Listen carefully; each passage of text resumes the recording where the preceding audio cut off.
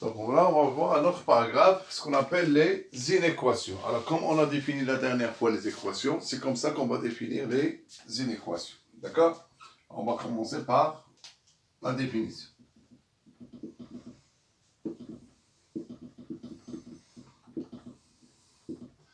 Alors, on considère A et B sont des nombres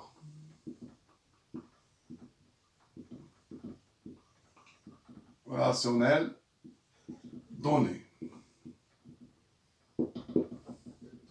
Alors, toute inégalité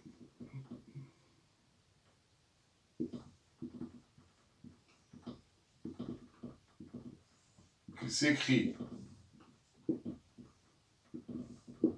sous forme AX plus B inférieur ou égal à 0, d'accord? Ou bien AX supérieur ou égal à B, ou bien AX plus B strictement supérieur à 0, ou bien AX strictement inférieur à B. Soit comme ça. Donc, l'une des inégalités comme ça, ce sont des inégalités. Alors, si on a dans une inégalité un terme inconnu, donc ça s'appelle une inéquation, est appelée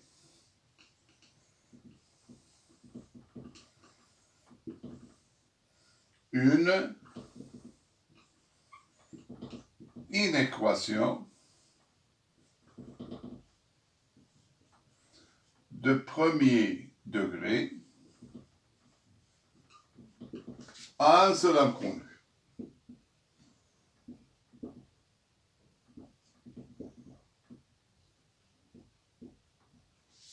D'accord? Et l'inconnu ici, c'est X, bien sûr. D'accord? Donc voilà ce qu'on appelle une inéquation de premier degré à un seul inconnu. Exemple.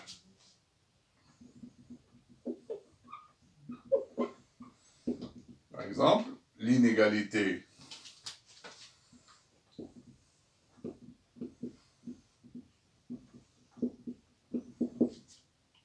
x moins 2 inférieur ou égal à 0, d'accord, est une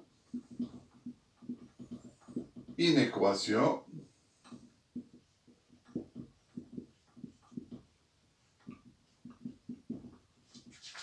de premier degré à un seul inconnu qui est quoi? X. D'accord? Maintenant, on va voir comment résoudre une inéquation de premier degré. Résoudre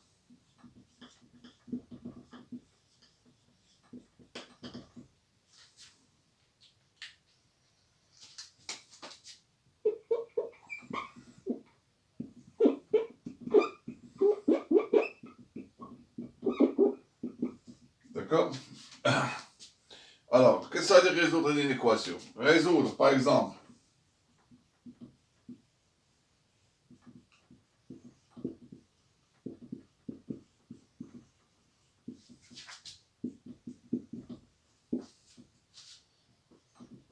x moins 2 inférieur ou égal à 0, c'est trouver toutes les valeurs de x qui vérifient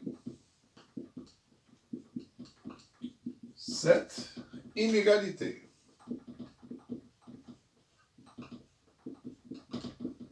Voilà. Donc il faut travailler cette inégalité jusqu'à ce qu'on trouve x. Alors là, il faut simplifier. Donc il faut se débarrasser de moins 2 et de 3 pour isoler le x. Alors pour le faire, voilà ce qu'on fait. Donc on fait les étapes en introduisant les propriétés. Alors on a 3x moins 2 inférieur ou égal à 0. Alors on doit se débarrasser de moins 2 et de 3. Donc d'abord on va ajouter 2. D'accord? Donc on aura ici 3x moins 2 plus 2. Inférieur ou égal à quoi? À 0. plus 2. D'accord? Alors, qu'est-ce qu'on aurait ici? 3x inférieur ou égal à 2. Donc là, il faut aboutir à une inégalité que vérifie le nombre x. Ça veut dire là, on va faire quoi? On va diviser par 3. Ici par 3. Ici par 3. On aura ici x inférieur ou égal à 2 sur 3. D'accord? Alors, pour que 3x moins 2 soit inférieur ou égal à 0, il faut que x soit inférieur ou égal à 2 sur 3. Donc, qu'est-ce qu'on dit? Donc, tous les nombres, parce que les nombres qui sont inférieurs ou égal à 3, il y a une infinité. Alors, tous les nombres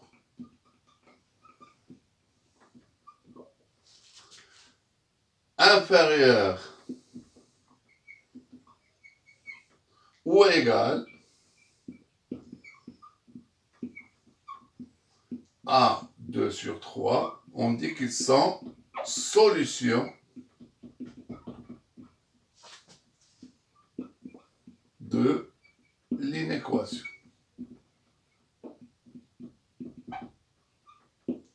Voilà. D'accord? Et on a vu, quand je vous ai dit, comment représenter des nombres qui sont comparés avec un nombre sur une droite graduée. Et on peut répondre, on peut représenter l'ensemble des solutions sur une droite graduée. D'accord? Il suffit de tracer une droite.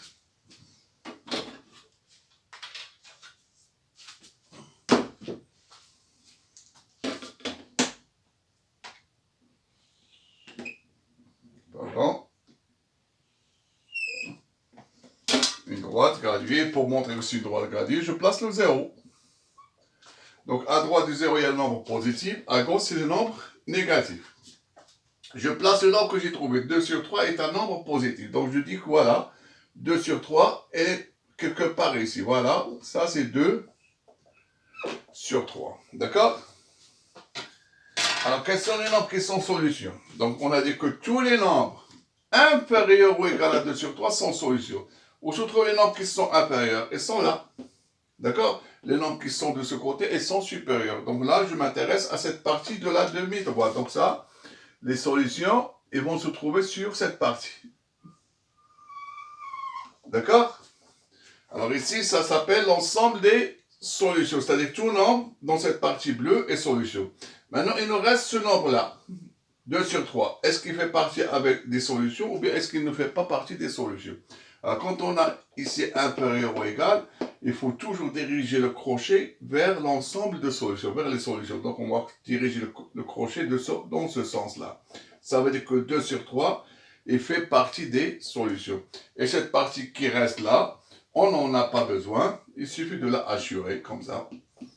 Donc, les solutions ici, puisque les solutions, ça commence par S, je dis S. Voilà, l'ensemble de solutions, c'est là. D'accord? Alors, voilà comment on représente l'ensemble de solutions d'une inéquation. Et voilà comment on répond à cette question, c'est-à-dire résoudre une inéquation du premier degré à un seul inconnue.